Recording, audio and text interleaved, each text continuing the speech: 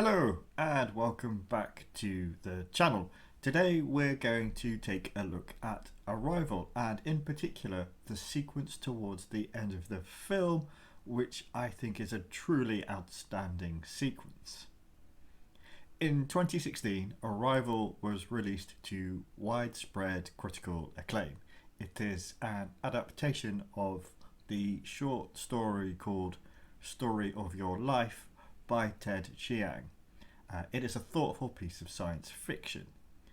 Ostensibly a story about first contact with aliens, we follow linguist Louise Banks as she strives to communicate with the new arrivals. But it is the other arrival of the story, her daughter, that drives the true heart of it. The narrative uses some audacious science fiction ideas to address themes of grief, loss, and what it is to love someone. From this point on, there will be spoilers, so if you've not seen the film, please go and watch it now. It is a fantastic film. The film opens with Louise addressing her daughter, Hannah, in voiceover, and it becomes apparent to us that her daughter has suffered from illness and died. At this point, the audience naturally assumes that these events have already occurred. But as the film moves into the final stretch, it becomes apparent that what we have seen at the film's opening are actually events that are yet to happen. We learn this as it becomes apparent that the heptapods, the newly arrived aliens, don't perceive time in a linear fashion. Coupled to this is the idea that learning their language begins to allow Louise to slowly start also perceiving time differently, and it is this that enables her to disarm an escalating crisis. It also allows her to see her own future, her future together with physicist Ian, who she has been working alongside during the efforts to communicate with the heptapods. And ultimately she can see the life of her daughter that she is yet to have, a daughter whose life will be tragically short. Throughout, the film is masterfully constructed, but it is the final few minutes that I want to focus on here. In these last minutes, the audience is still swept up in the exhilaration of the resolution of a crisis surrounding the heptapods. This is soon followed by the heart-rending realization that what we have assumed to be flashbacks presented throughout the film are in fact the opposite. What is remarkable is that this becomes so clear. We have all the pieces and the final montage lets them all fall into place. The film does not rely upon a character explaining the revelation verbally. It is not spelt out to us in such a crude manner. It is this final extraordinary montage that I want to take a closer look at. It plays underneath Louise once again talking to her daughter Hannah, as it interchanges between multiple points in Louise's life, and it reveals the final details that the audience needs to finally put things fully together. Opening on a shot of Louise's house, the one that we saw at the beginning of the film. It's dark and somber, and if you look you can see a wine bottle left sitting on a table as Louise enters the frame, glass in hand, to pour herself another glass. Here she is seemingly alone, and we wonder if this is a period of grief for her. We cut back to Louise and Ian at the site of the departed alien craft, and around them things are being packed away. Ian inquires if Louise is okay. Then we cut back to Louise in her house.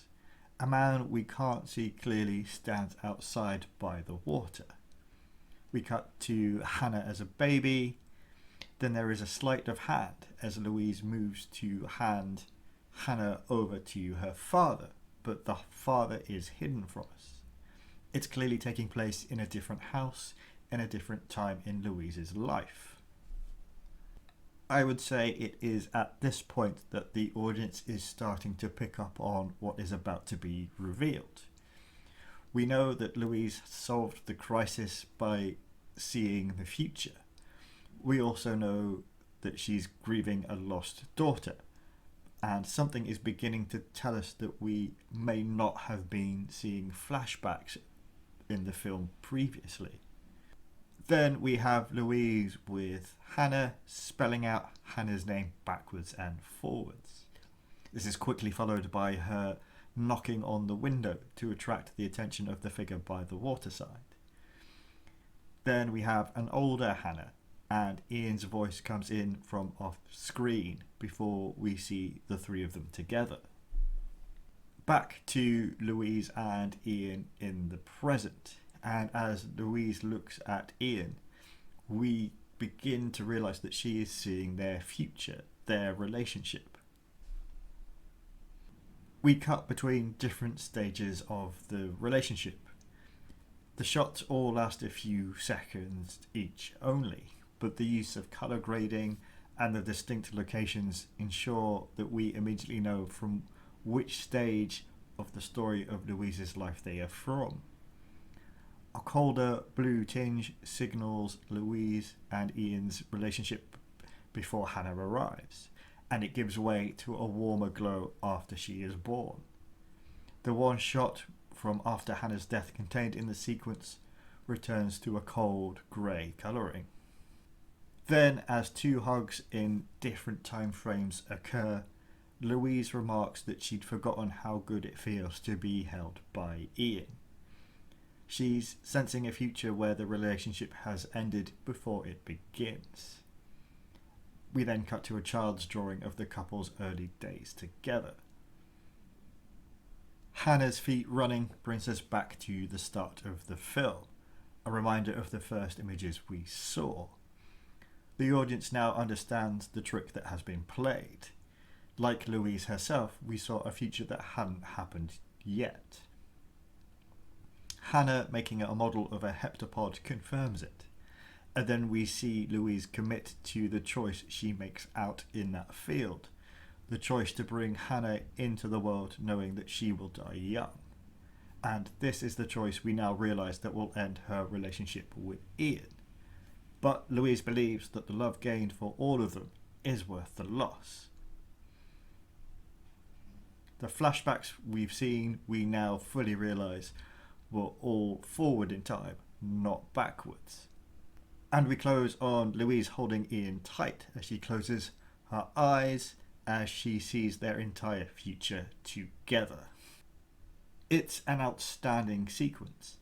It's just over 5 minutes long, and it contains, to my count, 34 different cuts. So it could easily have been a disorientating mess, but it is anything but. It builds steadily, with cuts coming faster as the sequence develops.